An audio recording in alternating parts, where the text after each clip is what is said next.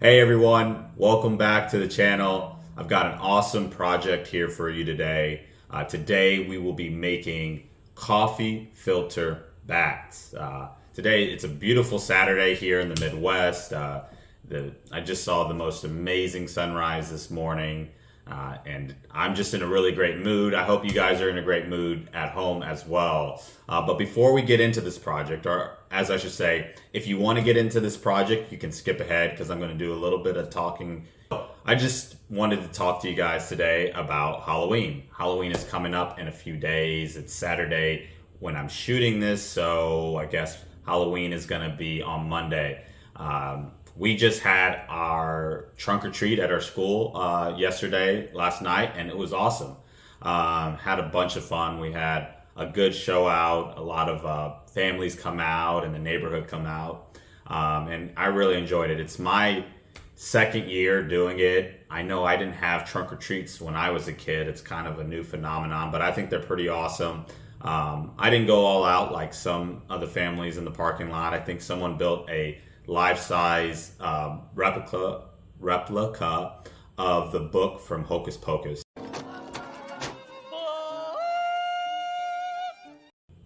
My trunk, however, was just bought off Amazon. We got the little monster teeth with the tongue, and we did it pretty well, but and the kids loved it, so that's kind of all that matters when it comes to that. But I dressed up. I'm not a big costume guy, but I dressed up last night. I'm actually still in costume. I slept in it, and so this is the costume that I wore last night. I'm not going to give it away. If you know what I'm dressed up as, or who I'm dressed up as, or what movie I'm from, leave a comment below. So tell me what you're going to dress up as. I don't know when I'll be dropping this video. It might be Monday, but it also might be later in the week. But let me know either what you're planning on dressing up as for Halloween, or what your kids are dressing up as, or if it's after Halloween, just let me know what you guys did. So without any further ado, we're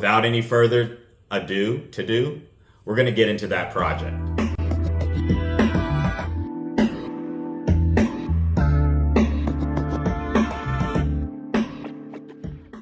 All right, guys, for this project, you're going to need a few items. Our board is kind of full today. So for the coffee filter bat, you're of course going to need some coffee filters. You're going to need one coffee filter per bat. You're going to need scissors, washable markers. They're very important. And I like to use darker markers. It makes the bat pop a little bit more than lighter markers, and you'll see a little bit later. Also, I've got some embellishments. I've got some purple beads because purple is my favorite color.